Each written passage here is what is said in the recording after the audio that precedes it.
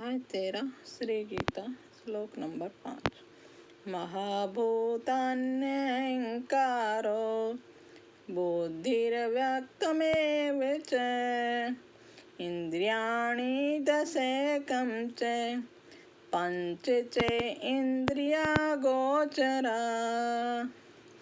5 महाभूत अहंकार, बुद्धि और मूल प्रकृति भी तथा 10 इंद्रियां, एक मन और 5 इंद्रियों के विषय अर्थात शब्द, स्पर्श, रूप, रस और गंध।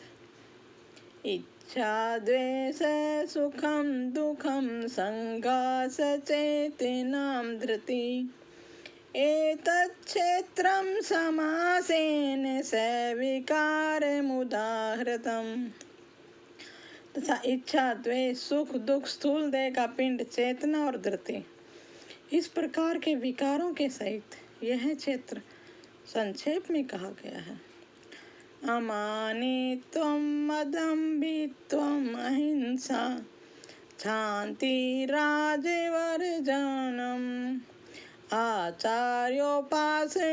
शौचम, स्थिरतैमात्मविनिग्रह, श्रेष्ठता का अभिमान, श्रेष्ठता के अभिमान का भाव, दंभ, आचरण का अभाव, किसी भी प्राणी को किसी भी प्रकार का न सताना, क्षमा भाव, मन, वाणी आदि की सरलता, श्रद्धा, भक्ति रहित गुरु की भक्ति सहित गुरु की सेवा, बाहर भीतर की शुद्धि, अंतःकरण की स्थिरता और मन इंद्रियों सहित शरीर का निग्रह। इंद्रियाणामार्थेषु वैराग्यमन अहंकारे विच जन्म मृत्यु जरा व्याधि दुखि दोषानुदर्शनम्।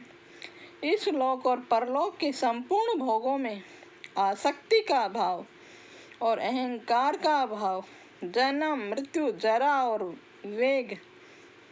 जरा और रोग आदि में दुख और दोषों का बार बार विचार करना।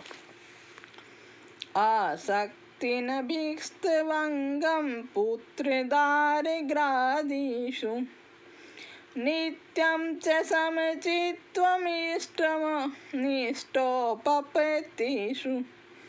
पुत्र, स्त्री, घर और धन आदि में आसक्ति का अभाव, ममता का न होना, प्रिय और अप्रिय की प्राप्ति में सदा ही चित्त का समान भाव से रहना, यह गीता के 8 नंबर श्लोक में बताया गया है।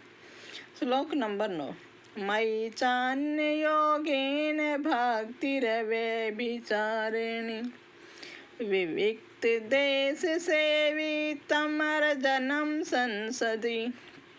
मुझ परमेश्वर में अनन्य योग के द्वारा अव्यभिचारिणी भक्ति तथा एकांत और शुद्ध देश में रहने का स्वभाव, विषय आसक्त मनुष्यों के समुदाय में प्रेम करने होना, अध्यात्मतम ज्ञानी नित्यत्वम तत्वज्ञानार्थे दर्शनम एज ज्ञानमिति प्रोक्तम ज्ञानम यद तो अन्यथा। अध्यात्म ज्ञान में नित्य स्थिति और तत्व ज्ञान के अर्थरूप परमात्मा को ही देखना, यह सब ज्ञान है। जो इससे विपरीत है वह अज्ञान है, ऐसा कहा है। श्लोक नंबर 11। ज्ञेयं यत् प्रवक्ष्यामि यत् ज्ञानात्वामृतमश्नुते अनादिमत् ब्रह्मणि संतानं सदुच्यते।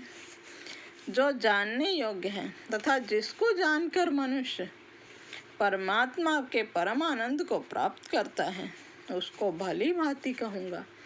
वह अनादि वाला परब्रह्म न सत ही कहा जाता है और न असत ही कहा जाता है।